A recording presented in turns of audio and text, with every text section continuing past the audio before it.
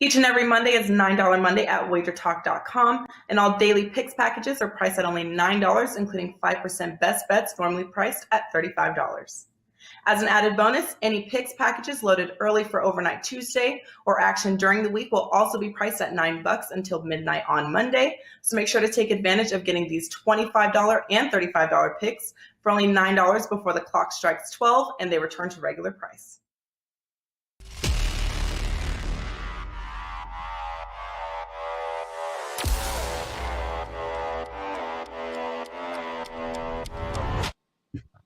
Welcome to the NBA Triple Double Show powered by SportsMemo. I'm your host, Ronald Cabang, also known as UCapper on SportsMemo.com, at UCapper Sports on Twitter. I'll be joined by Moneyline Matt and Jeff Michaels to break down 3 games from today's NBA slate. Before we get into those games, though, I do want to talk about SportsMemo.com. All our stuff over here is over at SportsMemo.com. Our picks and packages are available over there. The live odds page is something that I use every day to see where lines are moving in different books. A couple other things too as well. There's a free picks and analysis page on the site where cappers at sportsmemo.com provide free information every single day.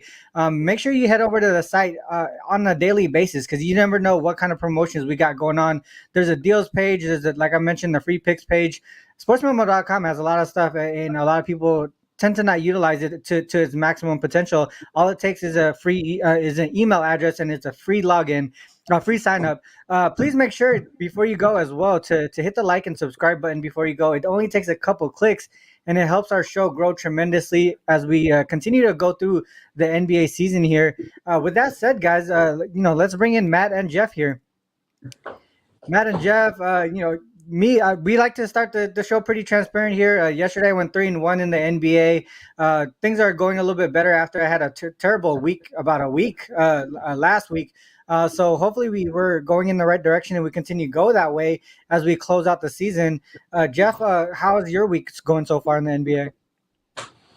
Yeah, I can't complain. A lot of college basketball looks I've been given here. So a couple days off of the college basketball, really been diving into that aspect. But 3-0 in the last 2 days, so can't complain. Perfect in the NBA with the limited plays and perfect in college basketball. So looking forward to diving back into this NBA action with you guys tonight. A couple good games on the card for us to talk about, no question.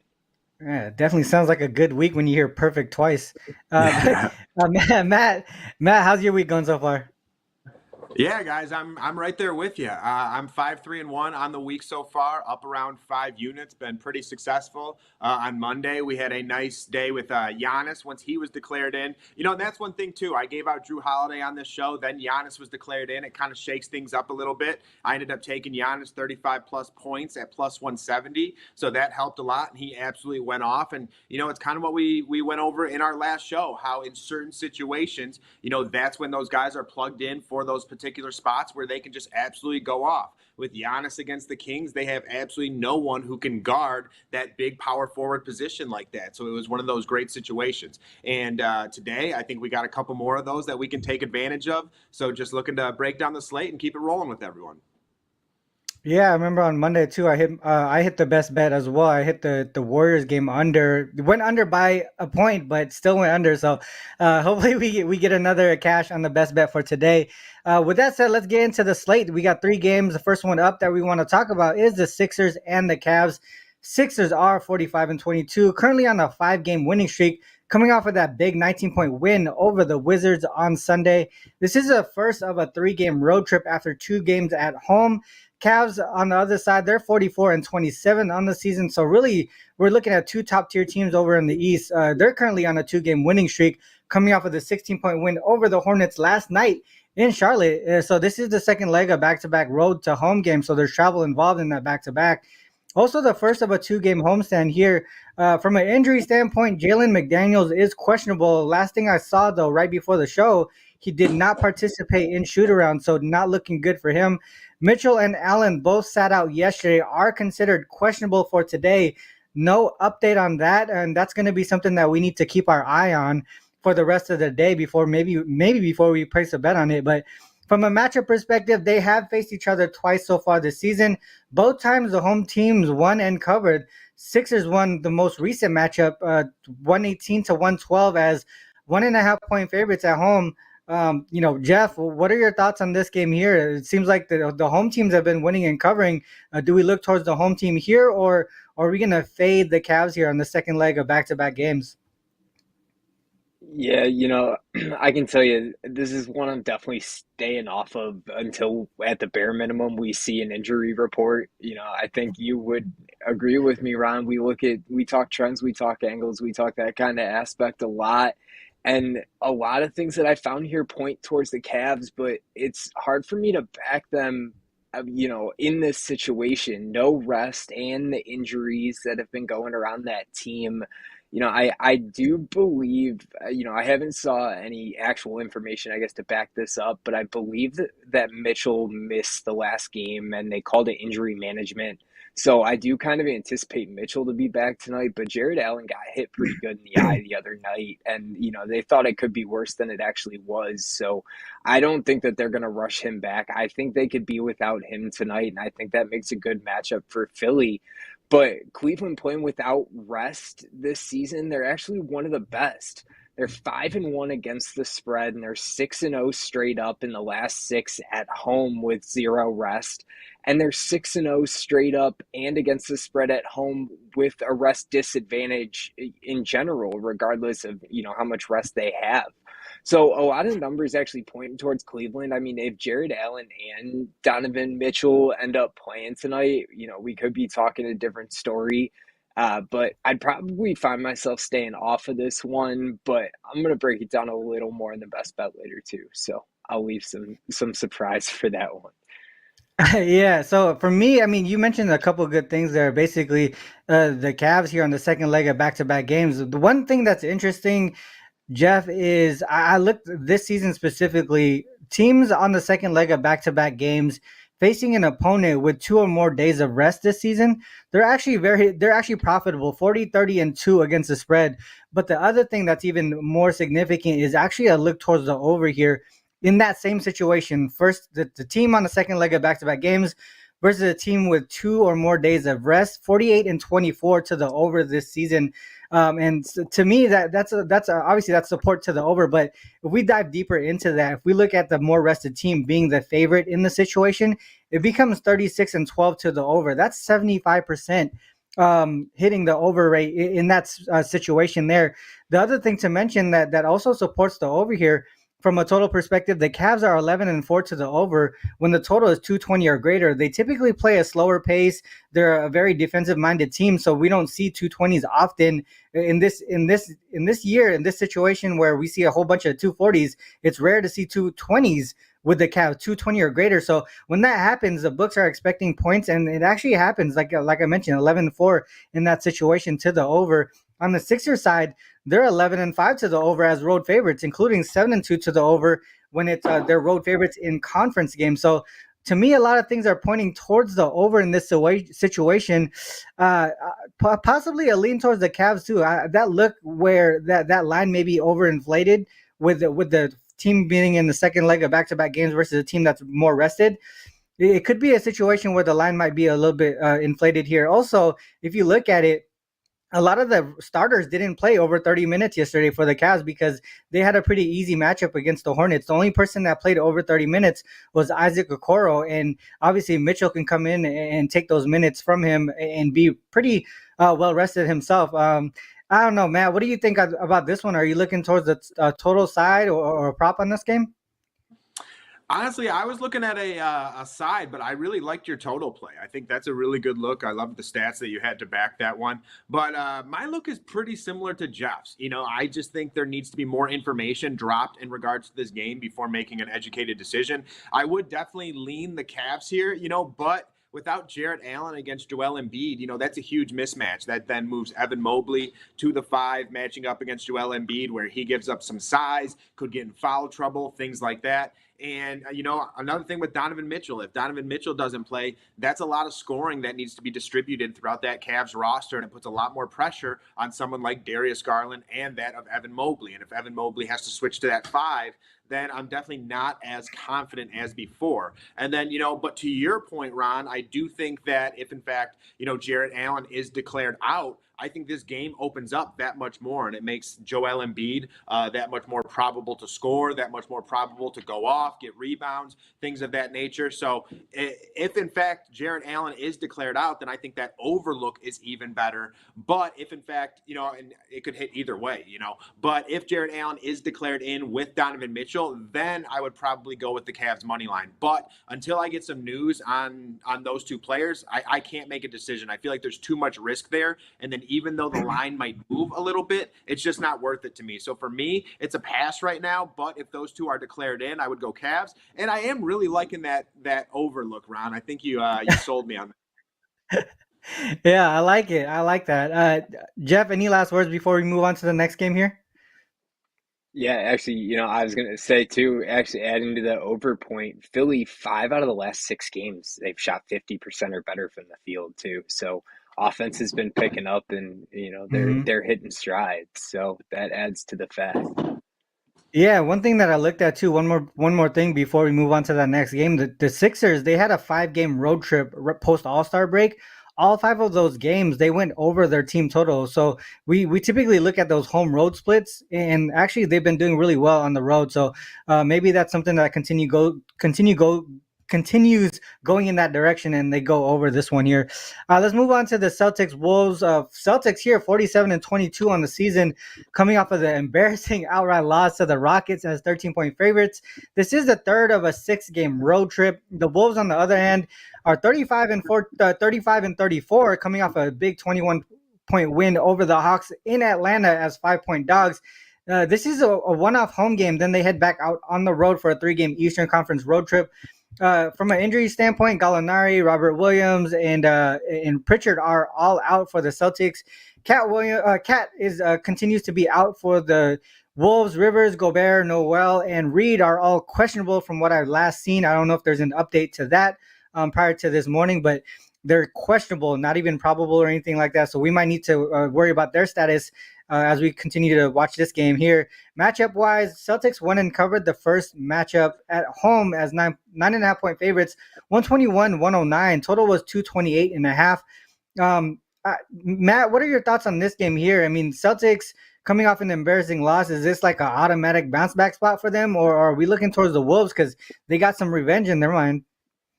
Yeah, so this is one of those spots, once again, where I'm looking at a particular player to kind of decide which way I go, because I'm looking at a total here. It's at 233.5 right now. And someone that I'm actually looking to in this matchup is going to be Rudy Gobert. Rudy Gobert locks down that middle for the Minnesota Timberwolves. And without him, that middle opens up. Naz Reid is also a game time decision in this matchup. And with someone like Jason Tatum, who's coming off an off night against the Houston Rockets, nonetheless, they lost on the road to the Rockets, looking to bounce back. Really embarrassing loss, to your point, Ron. I would think Jason Tatum is definitely in a spot to bounce back here as well. His line is at 28.5.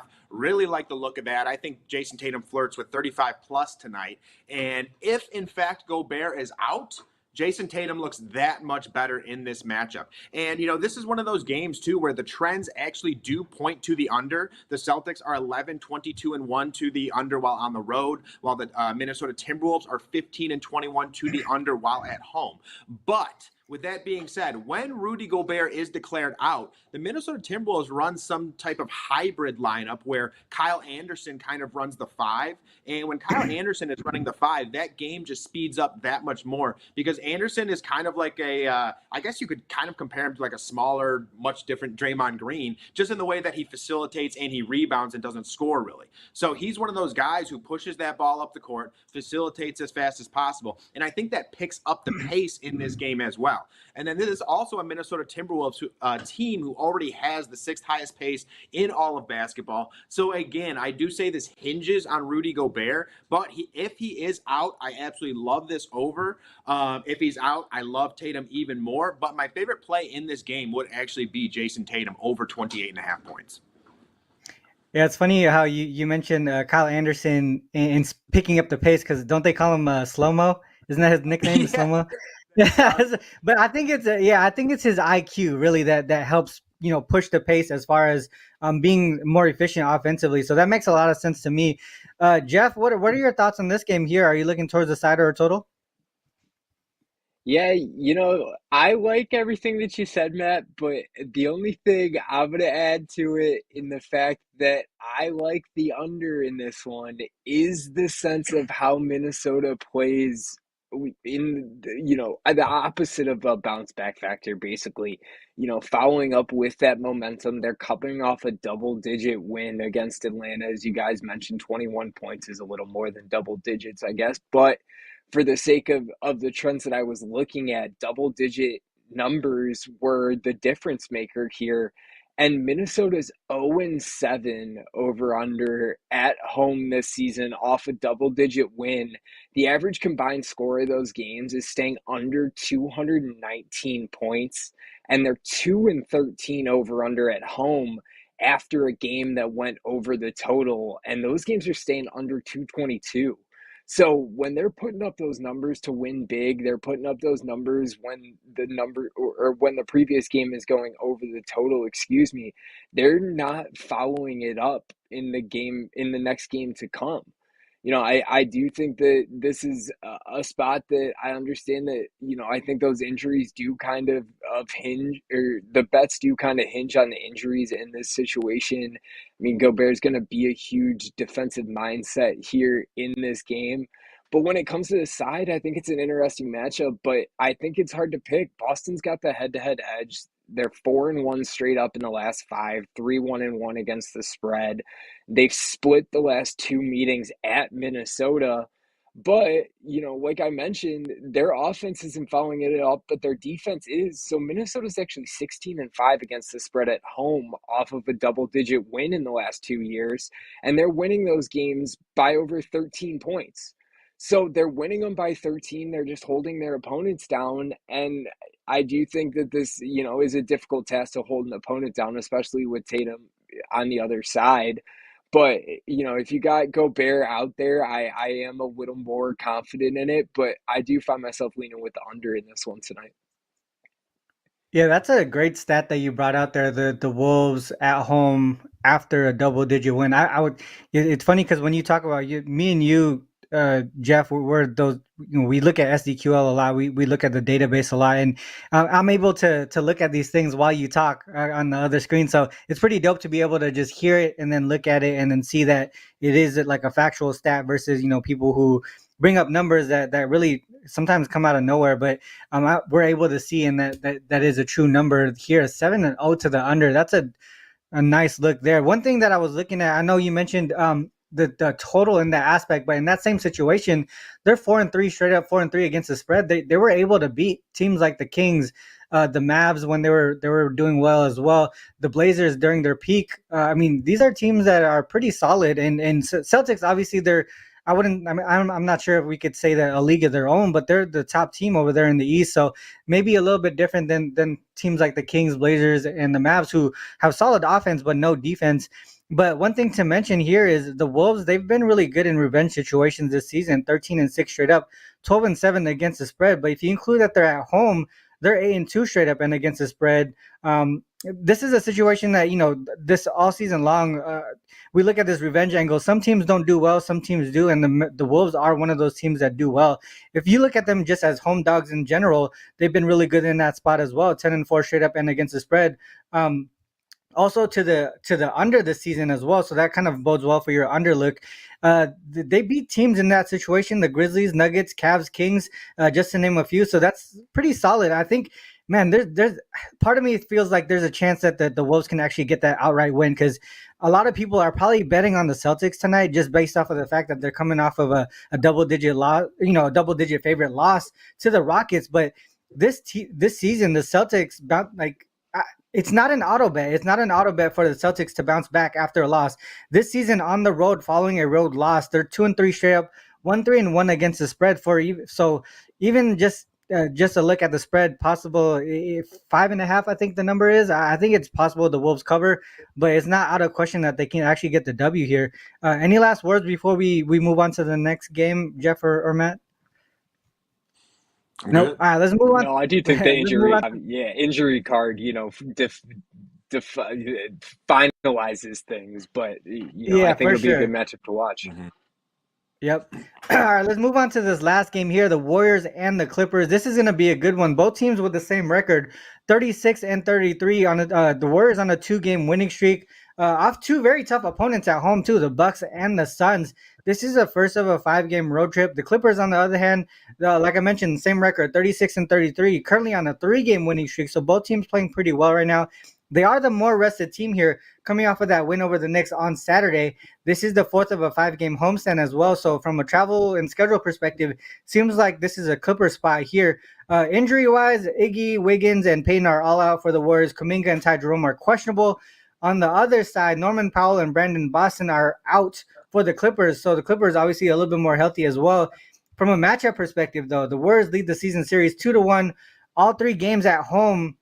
The home team won, and they won by margin.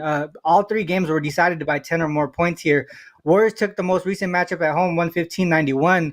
Clippers at home here, guys, and the Warriors on the road. These are, matchup splits, these home road splits for both teams here. One thing that I looked at was the Warriors on the road, right? This is something that people have just been pretty much fading all season long. 7-26 straight up, 9-24 against the spread. 24-8-1 to the over on the road as well. If we look on the Clippers side, they're pretty much the opposite from the total perspective at home, 24-8-1 to the under instead. This from a total perspective, it almost seems like a wash. Like, don't know where to go with that one. But from a side perspective, are we looking at the schedule spot being more apparent for the Clippers than the Warriors here? Matt, what are your thoughts on this one? Yeah, Ron, this is a game that I'm really excited for. Kind of like you said, it's a very important spot for both teams at this point in time. Both squads, the Warriors and the Clippers, are fighting for playoff seeding. They're both, I believe, they're the 5 and 6 seed right now as well. And to your point, the Warriors have ripped off 2 wins in a row and now head to LA to face the Clippers. And as for the Clippers, they've won 3 games in a row. And for me, this Wednesday night, I'm siding with the Clippers here. One thing that I've been doing this season, or especially since the All-Star break, is when the Warriors are on the road, I've continued to fade them. When the Oklahoma City Thunder are at home, I've continued to back the Thunder. And it's worked very well to this point in time. And, someone else who is somewhat peaking at the right time is Kawhi Leonard. I think Kawhi Leonard is the difference maker in this matchup. He's gone over 30 points in 5 of his last 9 games, and one of those 30-point games was against the Golden State Warriors, and one of those 5 games was also a 40-point game on top of that. And the thing with Kawhi Leonard, when you watch him play basketball, the only time when he's not playing well is really when he's not aggressive.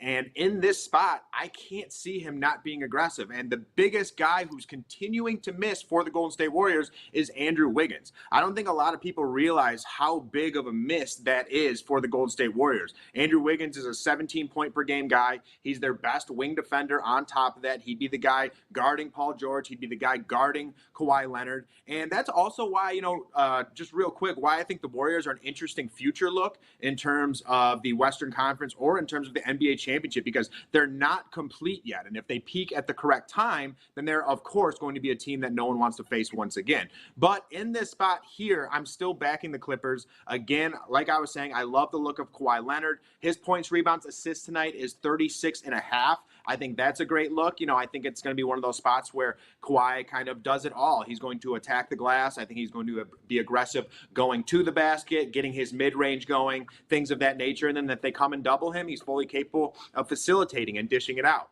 So because of that, I just think this is going to be a really big night from Kawhi. I'm going to continue to fade this Golden State Warriors team when they're on the road, because let's be frank, they have not proven that they can win on the road just yet, even though they got Steph Curry back, even though Klay's playing amazing basketball at this point in time. I just can't get down with them right now. So I'm going to continue to fade the Warriors on the road, and I'm going to back the Clippers with -2.5.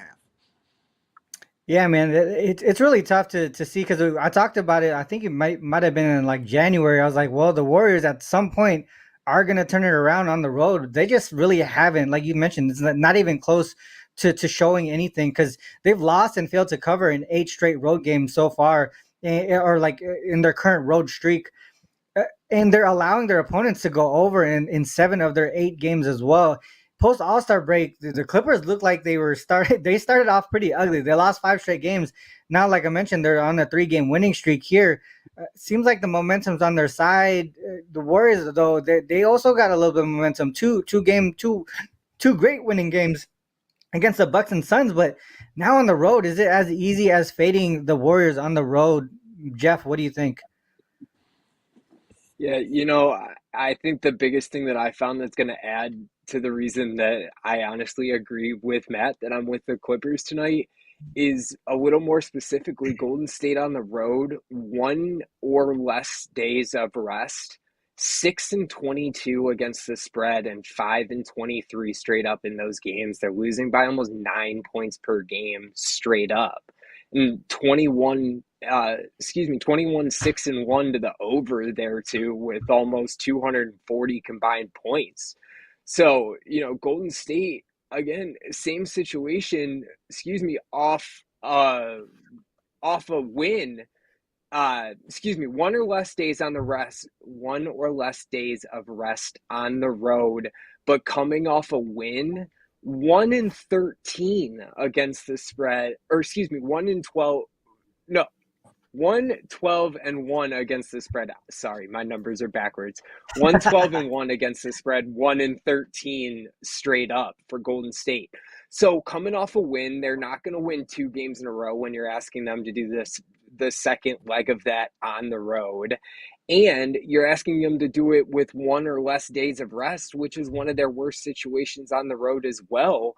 And one of the biggest reasons that I got my eye on this Clippers team moving forward is, I believe I said it on here the last time I was with you guys, we were talking Clippers, is their biggest issue, coming out of that All-Star break was no question their defense. And they've kind of turned that around in the last couple of games over that winning streak, which really stood out to me. And, like you mentioned, the last time that these two teams played in LA was actually Valentine's Day. So it was only a month ago. And that was a Clippers double-digit win. There was no Steph in that game, but there was also no Russ. So definitely a different look here tonight. But I find myself leaning Clippers tonight as well. I think that their streak continues before Golden State's streak continues tonight. That's interesting. When you were talking about it too, I did it again. I was looking in the SDQL database, but Warriors off of a win. Now they're the road dog, 0-8 straight up, 1-7 against the spread, and they're losing by an average margin of close to 20 points in this spot here. And the interesting thing is, the last time it happened, February 14th, was against the Clippers on the road. So it's pretty much the same situation here. Last time they were on the second leg of back-to-back games, Clippers had 3 days of rest. This time around, the Warriors do have 1 day of rest, but the Clippers, again, 3 days of rest. It seems like a similar situation, but the line is a lot different. They were 8-point dogs last time, 2.5-point dogs this time. I think there might have been some roster implications in that game, maybe some players out. Yeah, Curry was out that game, so that's one thing that happened. Curry was out that game. That's why the line was there, but pretty much almost pretty similar situation here. So I can only agree with you guys on the Clippers here. If you guys are patient, this is one thing that I noticed with the Clippers here.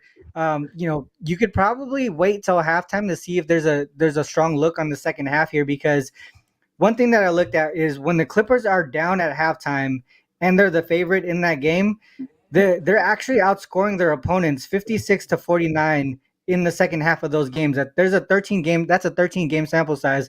So that just tells me that the Clippers, when they're down as favorites, they're making the proper adjustments to basically come back after the half. So if you're patient enough, if you don't want to take that first, the first stab at it, the full game on the Clippers side, maybe be patient enough to just take the second half. Or, I got to be with Matt and Jeff here with the Clippers, even on the full game number. You're almost asking them to just win the game, and I think that's a spot that they can do it with the Warriors here on the road and the Clippers at home, really.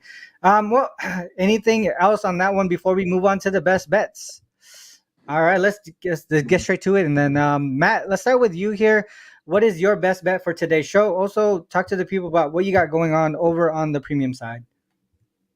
Yeah, guys, over on the premium side right now, I have 3 plays loaded. I just have to package them together, and you can grab that if you would like. We're coming off back-to-back positive days, back-to-back 4% hits as well, and 4% money line bet, or just money line bets in general, are on an 11-2 run. So if you see me taking a money line play, I really like to target those even odds games where it's a -1, +1 spread, something along those lines where you can get some plus money, and again, get some value with it as well. So I'll have those over, and we're looking to keep it going today. And one guy that we're going to be looking to is going to be Zach LaVine of the Chicago Bulls, and it's going to be over 36.5 points plus rebounds plus assists. And in this spot, Zach LaVine and the Chicago Bulls face off against the Sacramento Kings. And this is a spot where LaVine and the Bulls have won 2 games in a row and now have a statement game with the Sacramento Kings coming to town in Chicago. You know, the Sacramento Kings have become one of the best teams in all of basketball and have really become the offensive powerhouse of the NBA.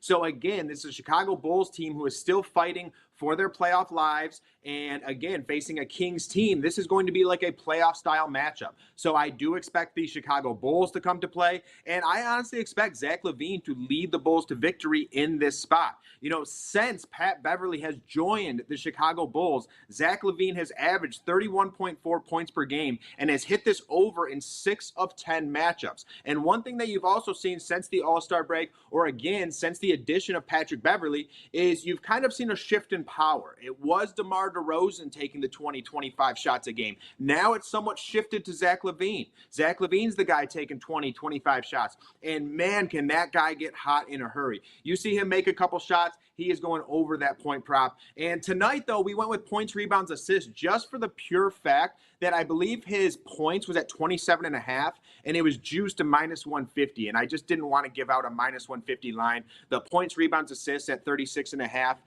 is definitely a better look. And Zach LaVine is someone with the Chicago Bulls who has gotten involved in all aspects as of late. Zach LaVine has hit this number in 3 of his last 4 matchups when facing the Kings as well. And in 2 of those, he saw over 30 points, and in 1, he saw over 40. On the season, this Kings team is the 9th worst team in points given up to the shooting guard position and 3rd worst in points given up to the small forward position. I give both because I'm not exactly sure what lineup the Bulls are going to roll out tonight. You know, I kind of actually expect a smaller style lineup with a Patrick Beverly, Alex Caruso, Zach LaVine, DeRozan, and then Vucevic, just because of how small the Kings tend to run as well, with Fox, Kevin Huerter, Barnes, those guys. And then they have a guard-heavy lineup as well that they can add in with Malik Monk and some of those guys coming off the bench. So I actually think the Bulls might go smaller here tonight. And because of that, again, I really like the look of Zach LaVine. He's been one of the better players throughout the NBA at this point in time, and one of the more aggressive players in terms of attacking the basket, getting to the free throw line, you know, putting up 3-point shots early in the shot clock, things of that nature. It's going to be a very fast game. You know, the Sacramento Kings are one of the top teams in all of pace,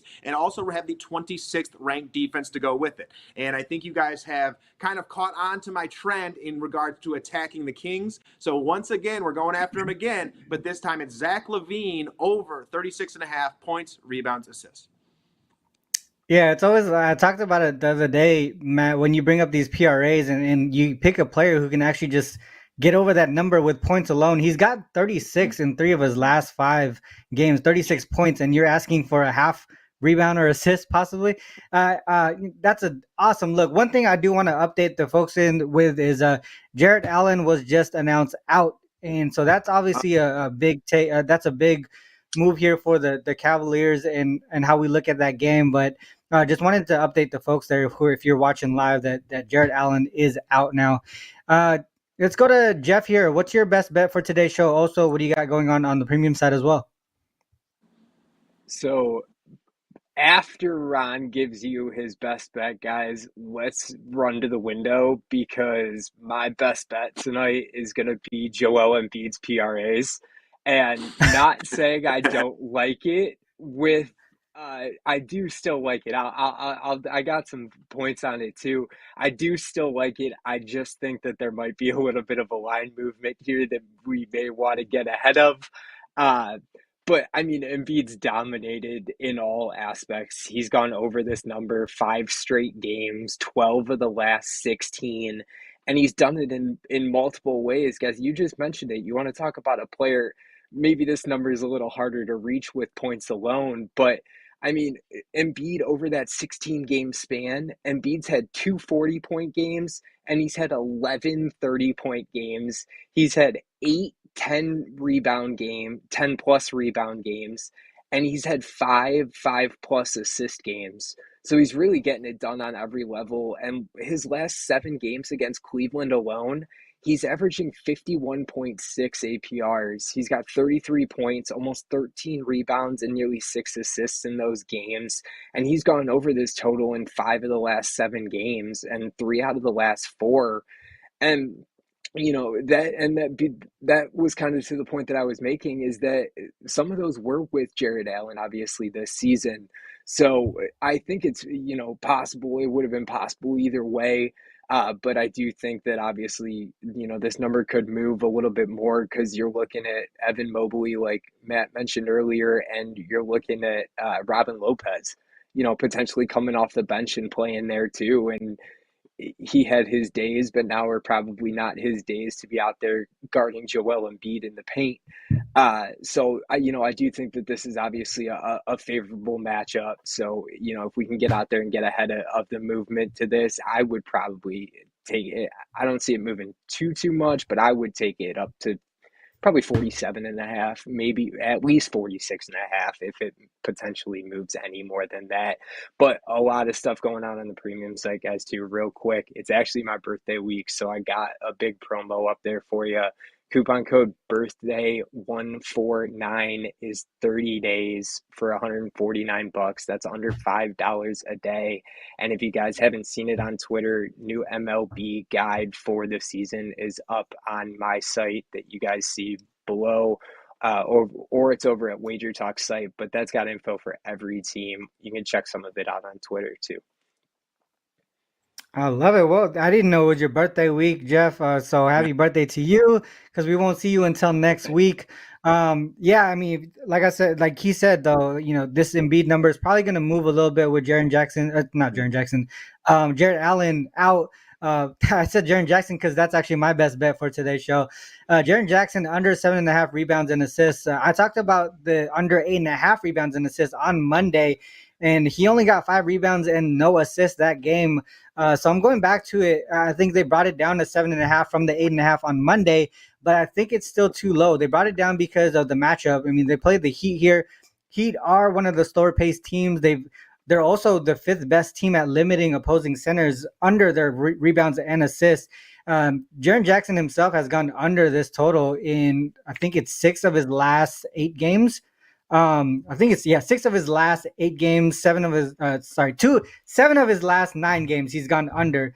And in his matchups against the Heat in general, he's faced them 6 times and haven't gone over this number in any of them. Post All-Star break, he's averaging less than assist per game on 2 potential assists per game. He's also averaging just 6.3 rebounds per game on 13.6 rebound chances, but he's only grabbing 46% of those chances. So I don't expect him to get an assist. So we're asking him to get 8 rebounds against one of the best rebounding teams in the league.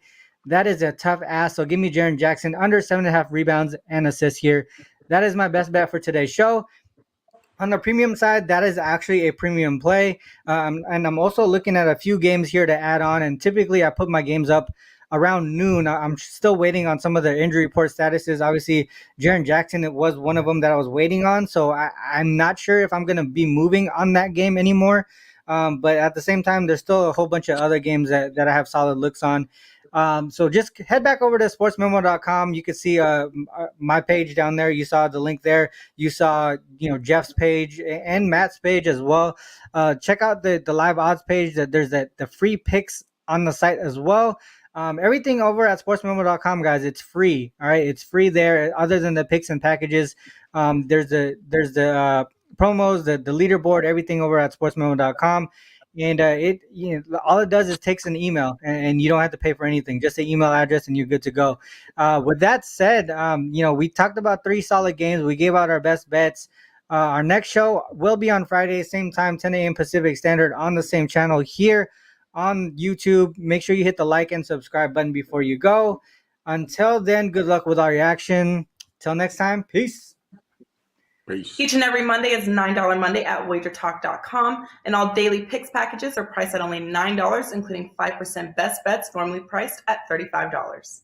As an added bonus, any picks packages loaded early for overnight Tuesday or action during the week will also be priced at $9 until midnight on Monday. So make sure to take advantage of getting these $25 and $35 picks for only $9 before the clock strikes 12 and they return to regular price.